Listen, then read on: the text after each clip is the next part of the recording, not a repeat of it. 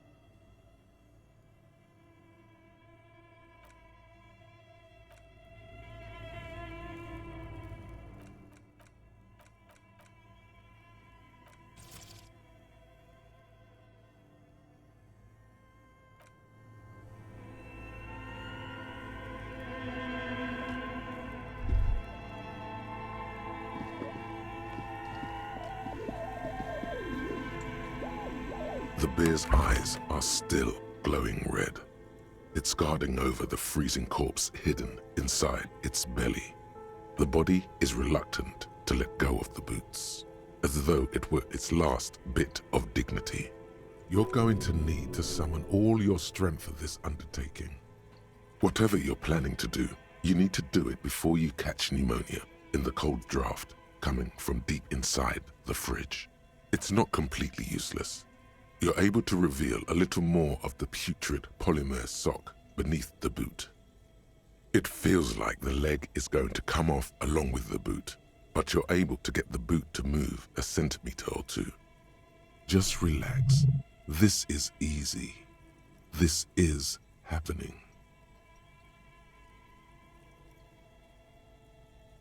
This is the right method. It takes some time, but eventually the boots come off, with nasty slices of polymer sock stuck to even bigger pieces of skin and rotting flesh. Not good. Let's pin this on the bear. The ice bear tore up his legs with its claws. As for the boots, you can't possibly do anything with them until you've cleaned and disinfected them thoroughly. Yes, these absolutely need to be washed before. The stink is incredible. Didn't the Whirling have a kitchen?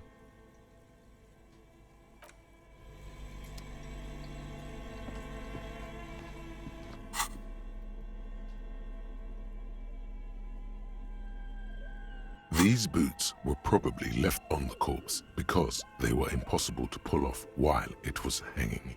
They're not exactly pleasant to look at right now, much less smell. Graceful whirls cover the boot's glossy surface. These will be gorgeous once you get them clean. Fairweather T500 VE is imprinted under each heel. Still, just pieces of sock and rotten cadaver.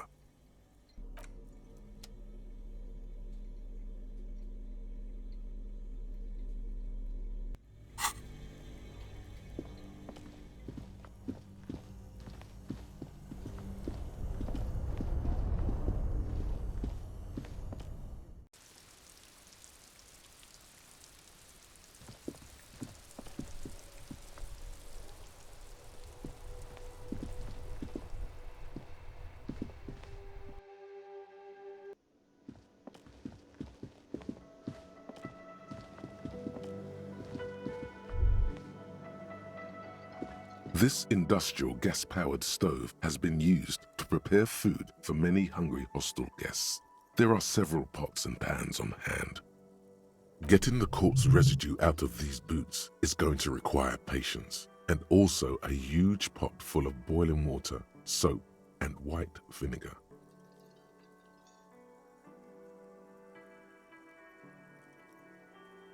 A commercial pot draws your attention. It's very large. Gigantic even. It could be used to make enough stew to feed an entire city, and also to boil a putrid pair of death boots. There is a variety of soaps and bleaches in the cabinet to the left of the stove. There is also a bottle of white vinegar in the cabinet next to the fridge. This is going to take the hard stuff too. Use as much as you can.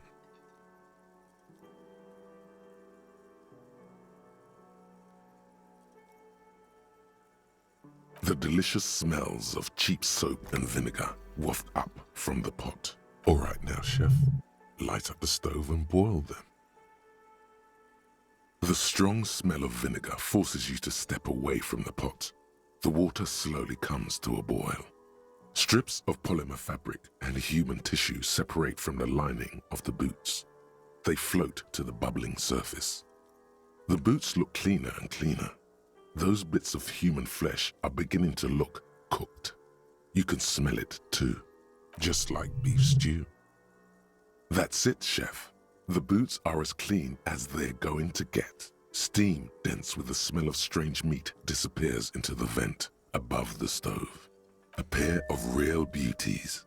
The boots are shiny, hot, and reek of vinegar. Just perfect.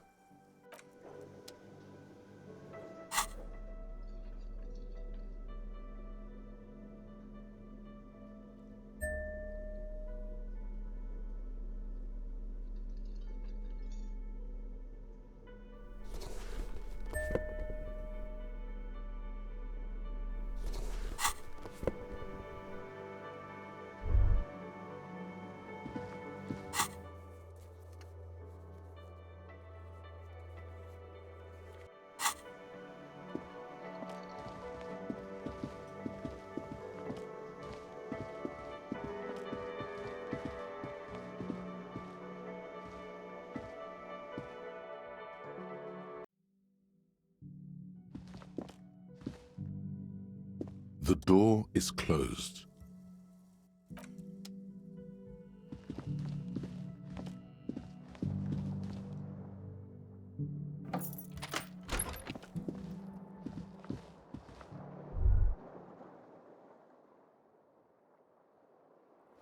The fan is spinning.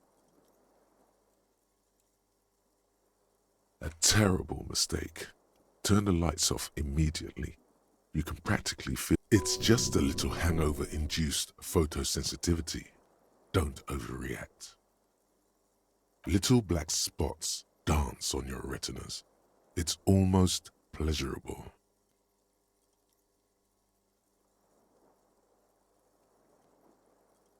The lights are off again. The bed is cold and not particularly inviting, but it's yours. The sheets look awful. The sheets feel at once coarse and clammy against your skin. The bed sags beneath your weight as you stretch out and finally close your eyes. And then sleep doesn't come. Obviously, you're in bed with your eyes closed, but it's not happening. Maybe it's the bed's fault. It's a little better. Colors, scenes, and half-formed phrases still litter your mind. Part of you is still trying to solve the case, isn't it? Your breathing steadies. A great silence washes over you until your eyelids twitch in your sleep and images start forming.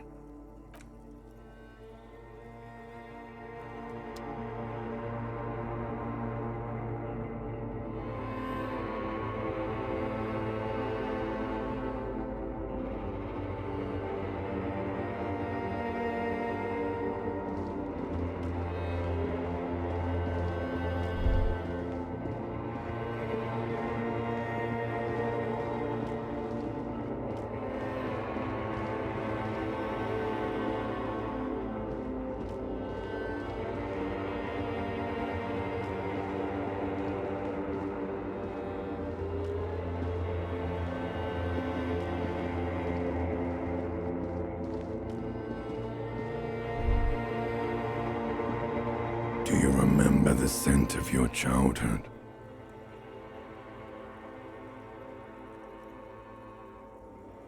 Do you remember your wife's hand on your face?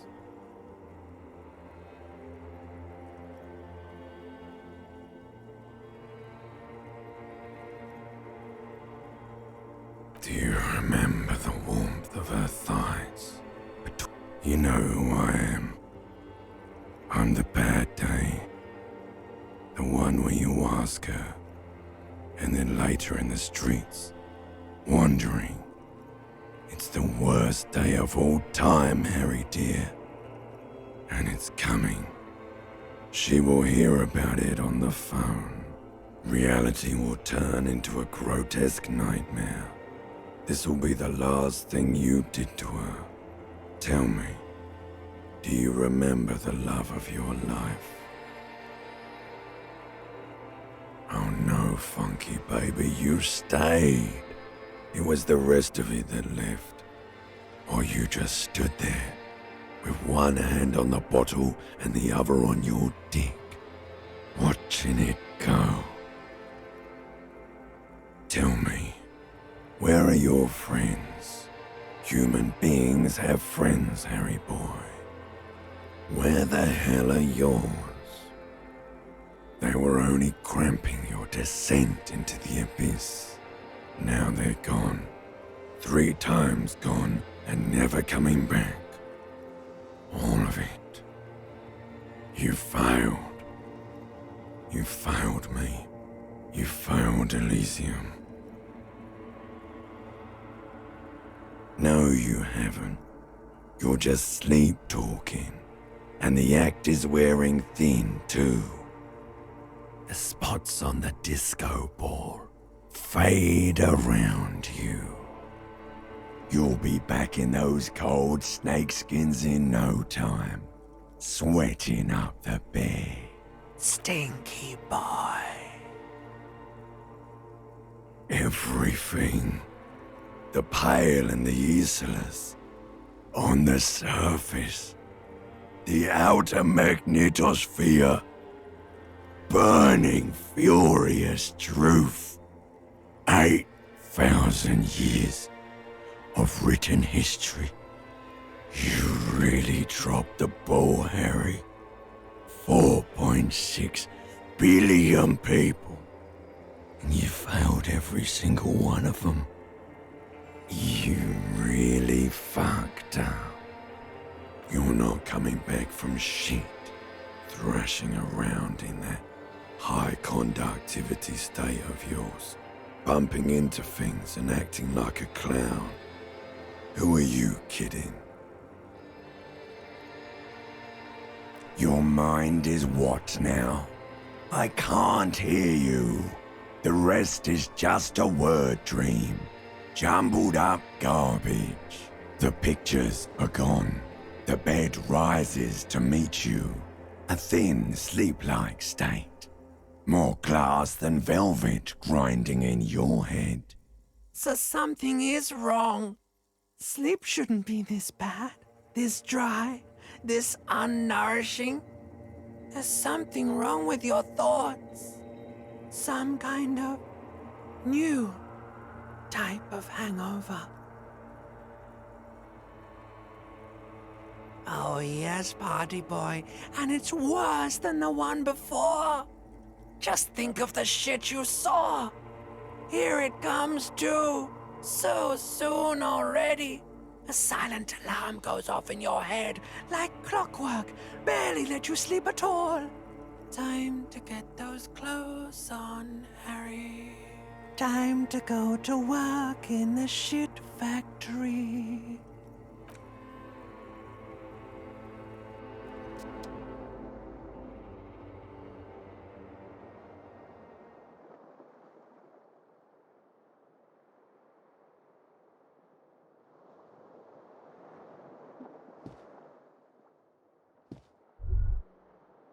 Good going, buddy.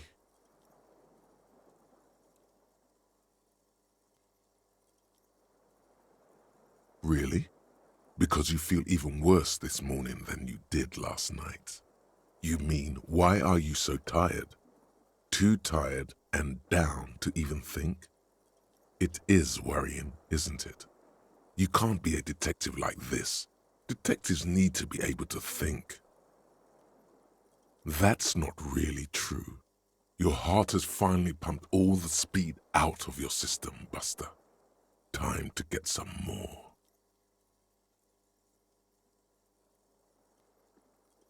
You're too weak to say no now. Waking up is the worst part. Maybe somewhere down the line you could decline.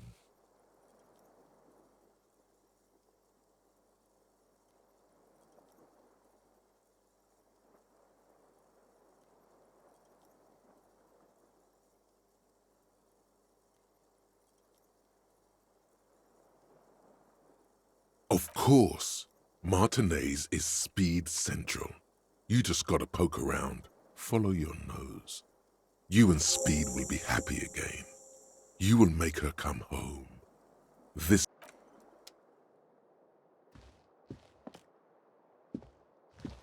The fan is spinning. The lights are on. The blades come squeaking to a halt.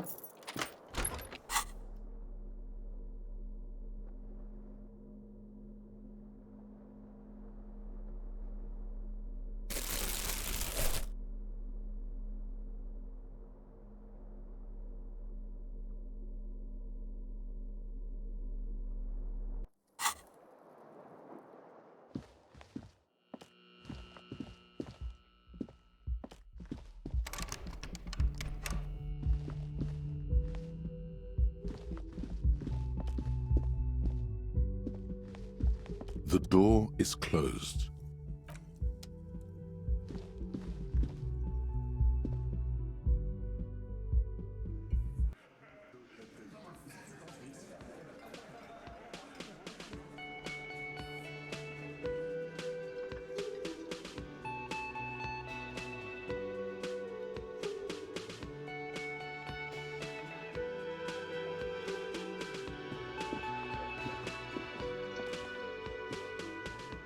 Morning. Looks like we can get to work at once. The union muscle turned up. They look rowdy. We should talk to them.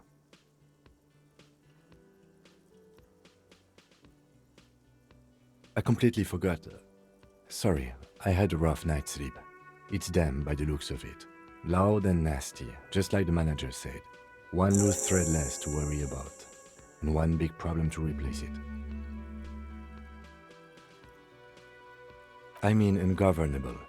Martinez isn't exactly enthusiastic about the RCM being here. They prefer to be policed by the Union. These men here. Men who drink beer for breakfast. I have no doubt these are the Hardy Boys Evrard told us about. The ones who keep the peace around here.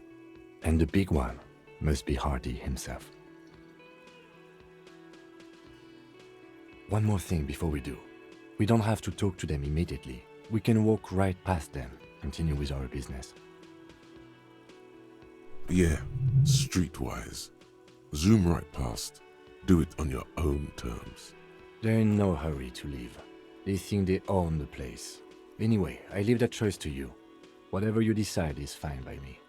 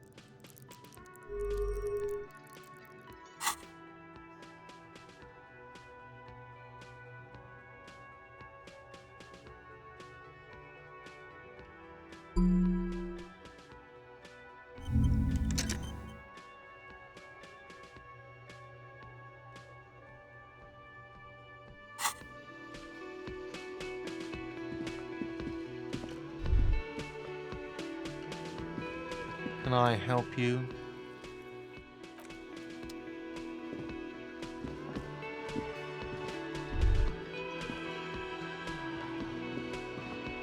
Just a moment. She's agitated, judging from the way she keeps pulling at the frayed edge of her blanket.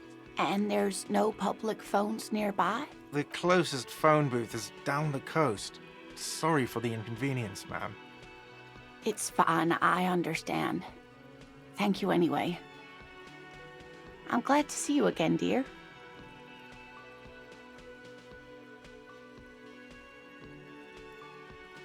Please don't trouble yourself about me, sweetie.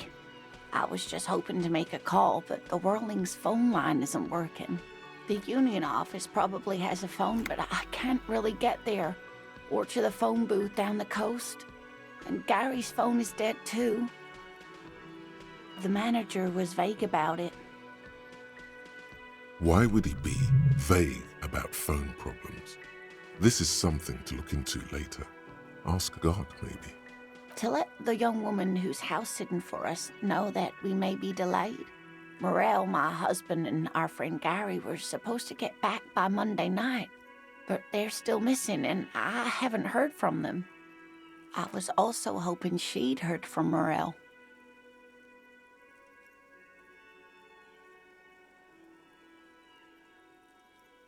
Of course, sweetie. I'm probably working myself up over nothing anyway. I'll be right here.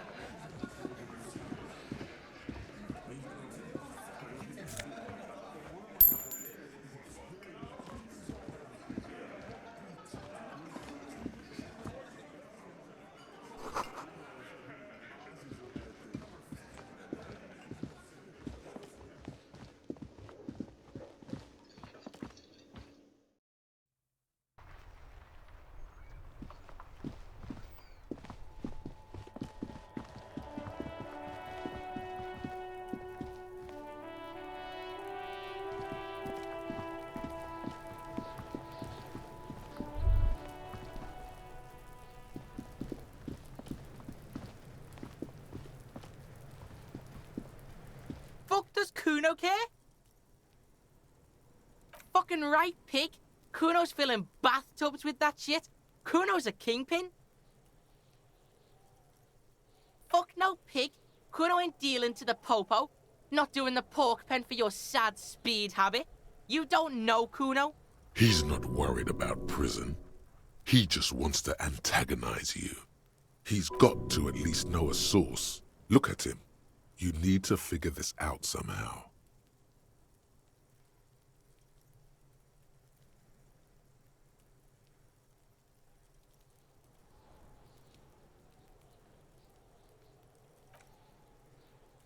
Kuno doesn't fuck.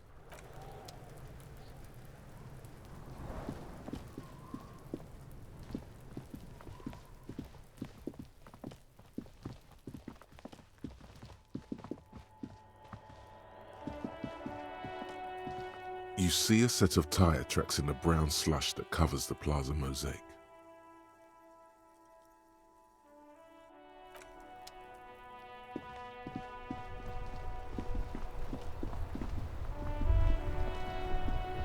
In the morning light, the white on blue police livery on the motor carriage cannot but catch your eye. Do something important? Something murder-related? There's always something important. Doesn't mean you can't take a moment to admire this piece of machinery. Even at a standstill, the unibody Caprice Canema looks sleek and dynamic. The cabin is tilted frontward to give it a more aggressive, hunched look. Someone has waxed it recently.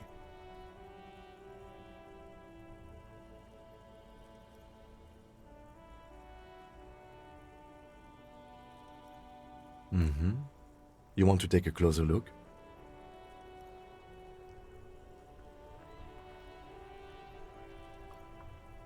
$130. I reckon that's a 7-liter V12 there. You lost me there. The Kinema is fast. Feels right at home on the raised motor track. Hard to find something that could overtake it. Yes, an extraordinary machine. It's nice and all, but why so modest? Put some zing into it. Flare it up. Slam it down. Sorry, I'm not following you. Lingo it up.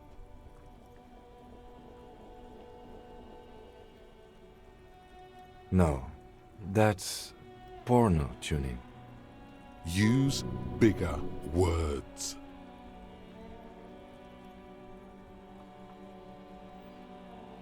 Porno. That's short for pornography.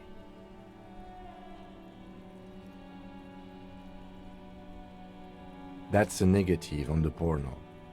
Thank you, though. Inside, you see a set of steering levers, a radio microphone, a pull-out toolbox, and the soft glow of the fuel preheater gauge. This is Precinct 57. How may I assist you? 57, over and out. In the cabin, you see a set of steering levers.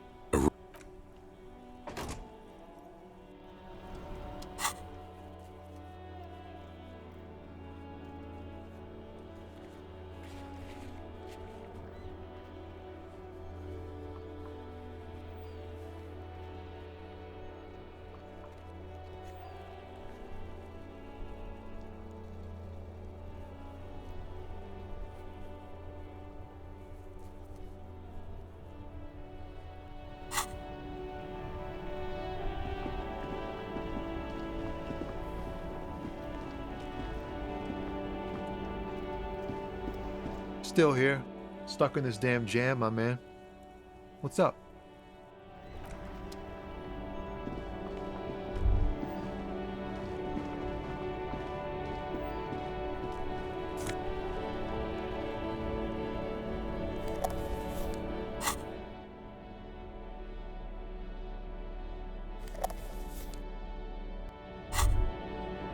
There it is, a brave little army in your pocket. The 1st Smokes Platoon, 20 brave souls standing in salute. ready to step into fire for you, sir. You picked the best one. This soldier is fat and succulent. What are you waiting for? Light up. Re-become yourself. Get a load of this rock and roll cop here, people. Johnny Thundercop fishes a cheap lighter out of his pants. With a flick of the thumb, there's fire. A primal satisfaction. Here we go. The lighter's dark green disposable plastic. Safety's off. In your case, the safety is always off.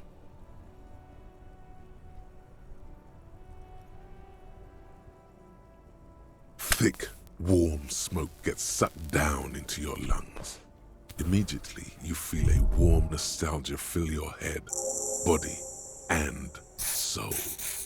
A nostalgia for yourself, the man you were in your youth. Johnny Thundercop is back, and he's chill as balls.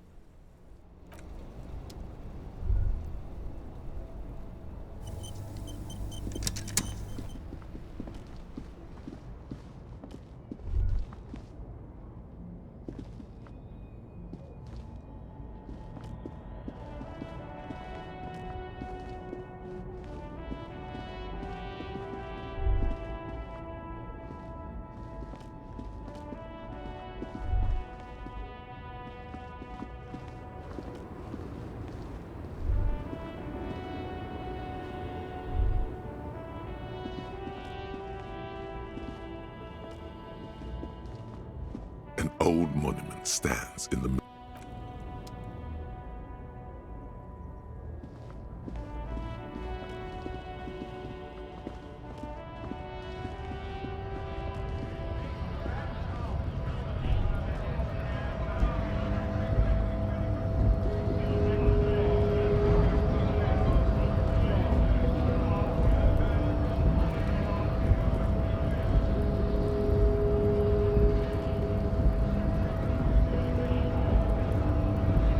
Hola, Wandering Man. How can I help you?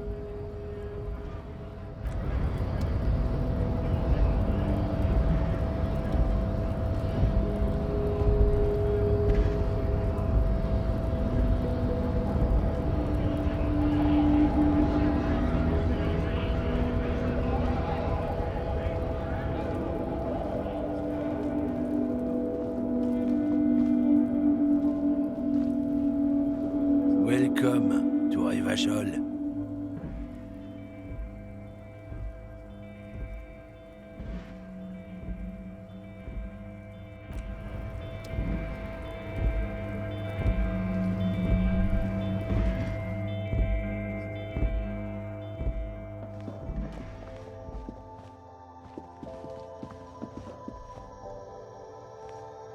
The tear machine stands in the corner. Your bottles clunk into the machine, and the money appears with a satisfying jingle. You're a richer man now.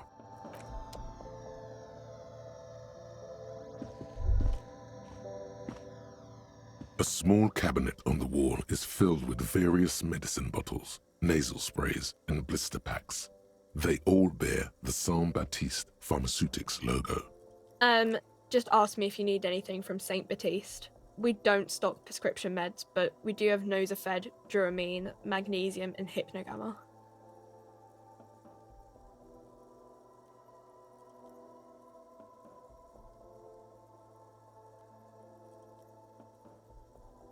Okay, here. I hope Saint Baptiste makes you feel better or something.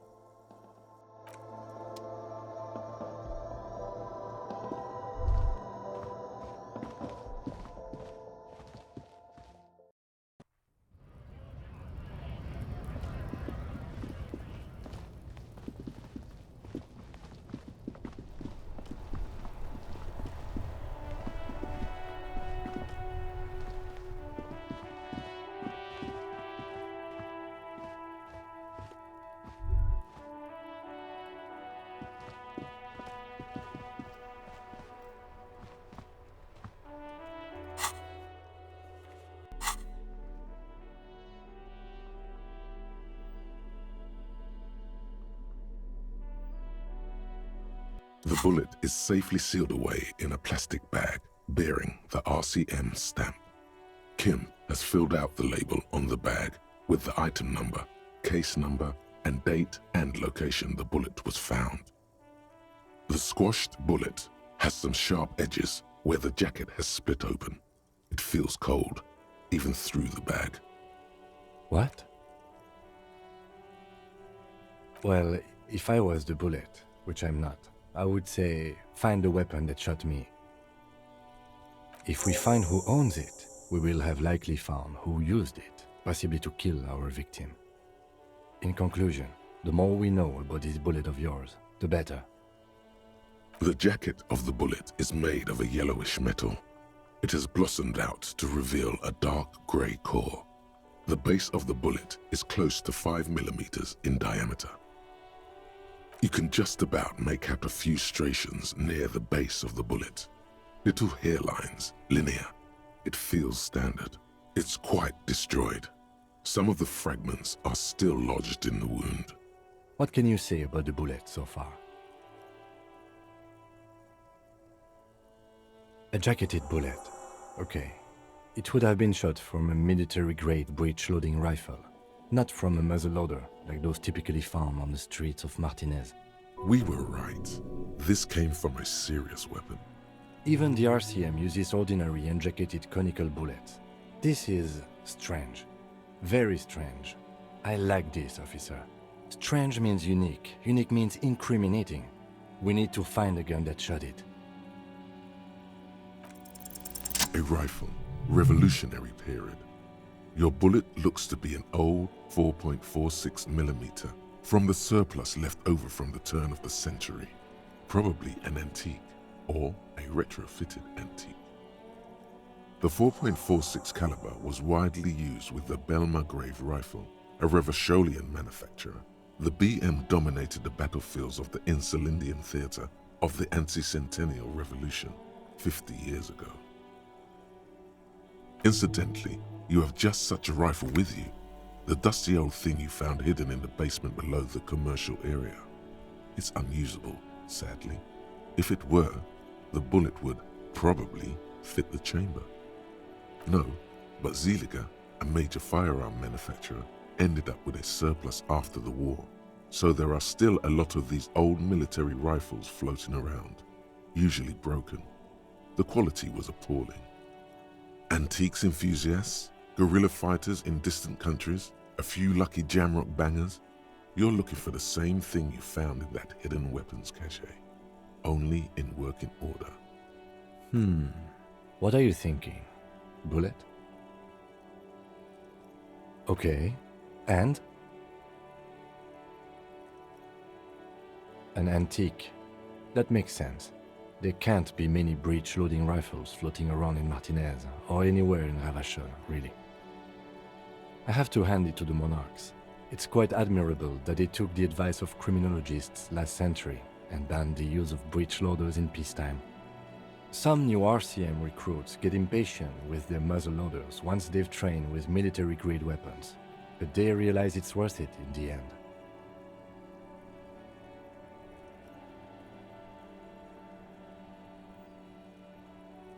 Imagine if everyone, cops, citizens, had access to firearms that could shoot multiple rounds without pausing to reload. After the first shot, the second, third, and so on come much easier. But back to the investigation.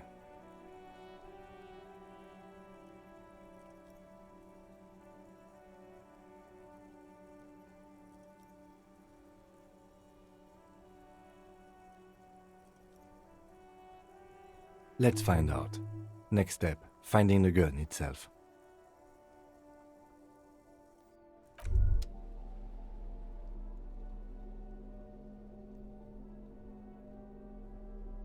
The front of this quarterly journal features a large satirical portrait of the late King Friesel. From the sides of his head, a pair of white antlers spread to the corners of the cover. To your disappointment, there aren't any full-color pictures to direct your attention. Just column after column of closely set text, interrupted occasionally by little doodles in black and white. No advertisements, you notice. So who's funding this radical commentary? After rifling the pages with your thumb several times, you return to the table of contents. The magazine is divided into several sections: international development, Kunst und Kultur, and local concerns. Just inside the cover, there's also an editor's note.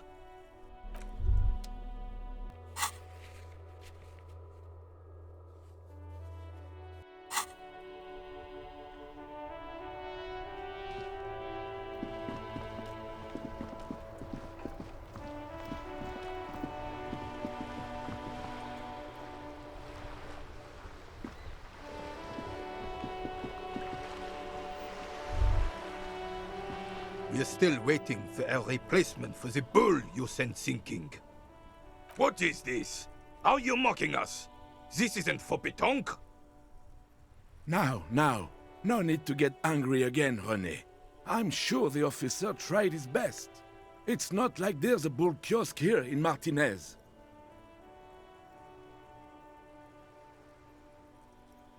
Trying is worth as much as is accomplished. In this case, almost nothing. Fine. You try to right a wrong. It's still a gram better than actual nothing.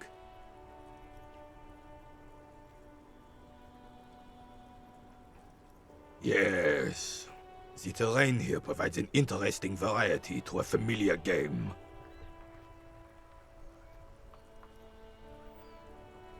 Yes. It was left by heavy artillery fire. Heavy artillery fire, you say? That's the best kind of artillery fire. Very interesting.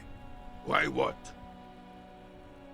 Because that's what happens when communists hijack your country, execute your supreme leadership, and turn your capital into a slaughterhouse.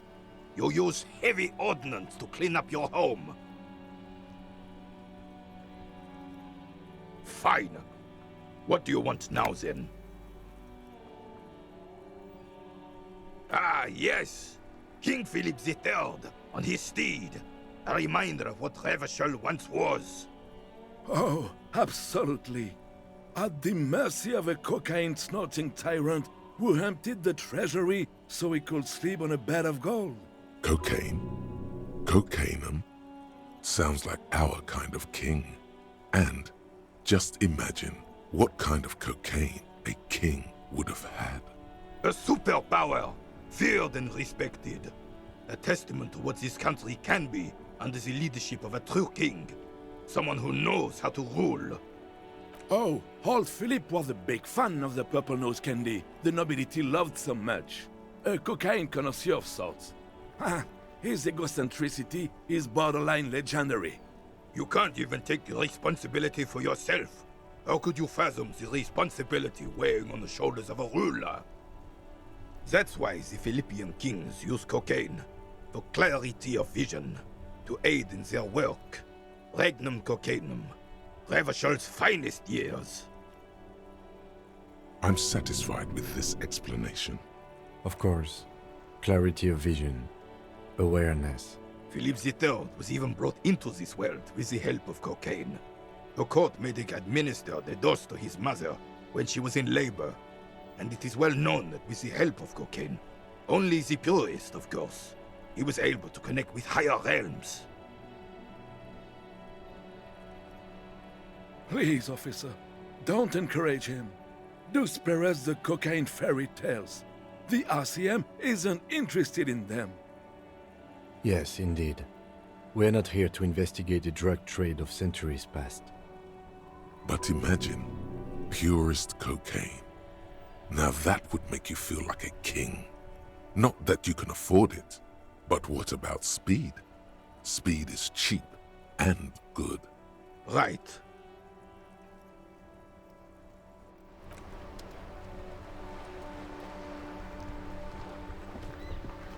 I have really outdone myself. This is divine. Yes, that's what you need, Gaston. More padding on that fat arse of yours. I hope your heart gives out. René, it's a little pleasures. Life doesn't need to be a struggle. Hello, officer. How might I be of assistance on this fine day? I'm sorry, officer, but I really don't share food. Nothing personal, it's just a principle. The only one you have. Suddenly you realize how hungry you are. The last time you ate must have been God knows when. The sandwich looks like a culinary wonder, well made and abundant in components. The author sure knew their craft. In addition to the obvious slice of ham, a fat one, you notice a brim of a tomato peeking from below. And is that mayonnaise? Believe me, officer, I wish I could help you, but I need this sandwich to keep my blood sugar stable. In my age, you need to pay attention to these things. You can barely hear him. The sweet smell of pickles in harmony with garlic butter and marinated onions emanating from the sandwich is driving your mind in a singular direction. It must be yours. Fuck off! It's mine! A glimmer of respect flashes in Rene's eyes. Sorry, officer. I'm sorry. I didn't mean it in a bad way. But the sandwich is mine. I'm not gonna share it. And it's gone. When the dissidents come to rape our country, he hides. But try to get a bite of his dear sandwich and he gets claws? You're a special kind of vermin, Gaston.